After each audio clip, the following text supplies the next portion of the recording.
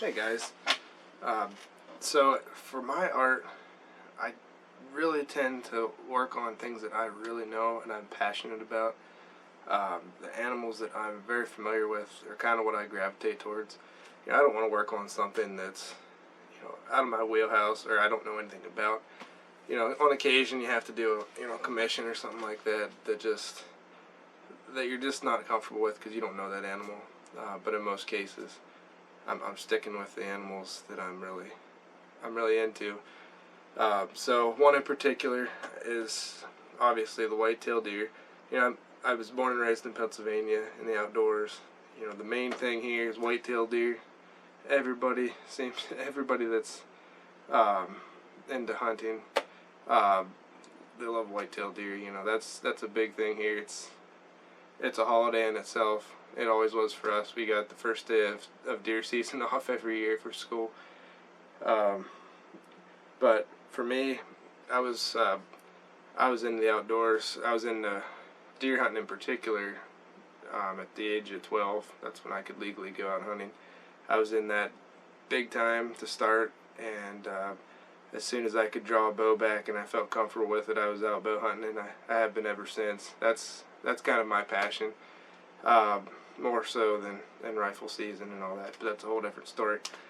So I just want to share with you a painting that I just finished here for the March show that I did out, the Wild Bunch Art Show out in Montana, and it's a whitetail scene in the fall, and my goal for this was just to really have those fall colors almost over exaggerated and just have that.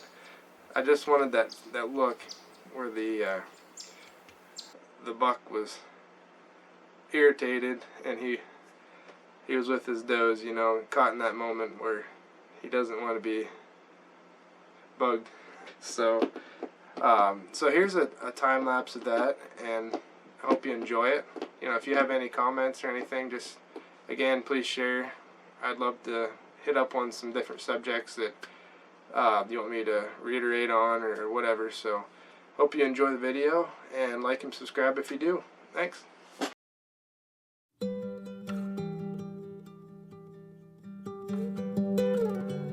Alright, well first I have to come out and say that for some reason my camera did not record, or I lost the file for the very first layer, so we're actually starting on the second layer. To catch up to speed, the first layer, all I was basically doing is blocking in the shapes, getting very basic shapes and layout of what's going on. Now this is the second layer now. I'm just starting to build in some details, not enough to really make too much of a difference, but honing in a little bit more on some of the mistakes that I had anatomy wise, the first layer, bringing out the highlights and slowly bringing in some of the darker sections here. Now I'm into the third layer, and I'm starting to work on some of the warm and cool tones. Like as you can see, the doe on the left, I've got some cool tones on her side there, and I'm working on some of the cool tones across the board with the other two deer. Just every layer, just slowly building in more detail. This is a layering process. Just bringing in some of these highlights. Really, the highlights to me, that's what really makes the animals I'm painting pop. I'm a big fan of backlighting. I just think it makes a painting more interesting.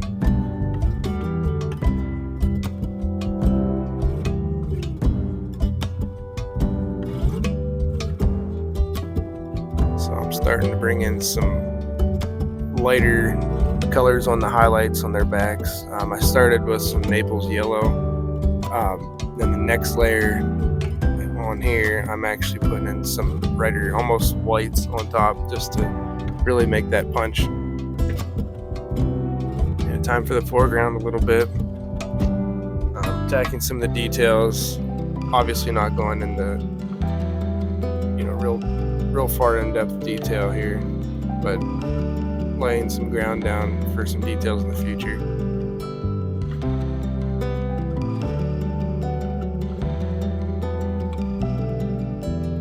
this painting in particular, the background was quite a challenge for me, trying to get, I really wanted to get those real bright fall colors, especially the way the maples are. And this was a challenge, trying to get that background to look quite right. I didn't want it to be overly focused. Now I'm going in another layer of details on the deer, and you can see they're starting to pop a little bit. You know, I'm adding more highlights, more hair texture.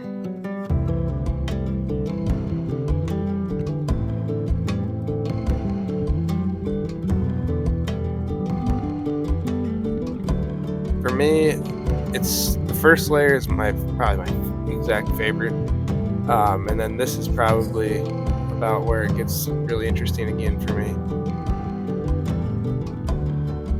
And to be honest, once I get towards the end of the painting, it's kind of where it gets a little more on the boring side for me.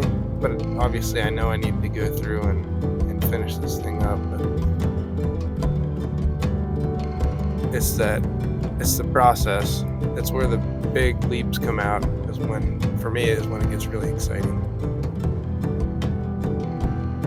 I really wanted to have a buck with a double throat patch. I've only seen a few of those out in the wild, and they're just so neat. It really is a beautiful aspect on a deer if you can find that. Very rare.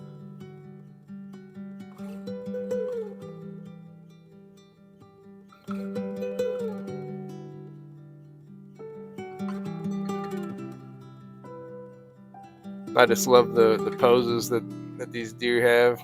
You know, you can tell you got their attention. Working in some more highlights. I was just imagining the light coming through the trees and hitting this hillside in the foreground of these deer. Okay, wrapping up the grass, and I'm just gonna go in and touch up on a few little details, and we're gonna call it done. So this is the final product. Hope you guys liked it.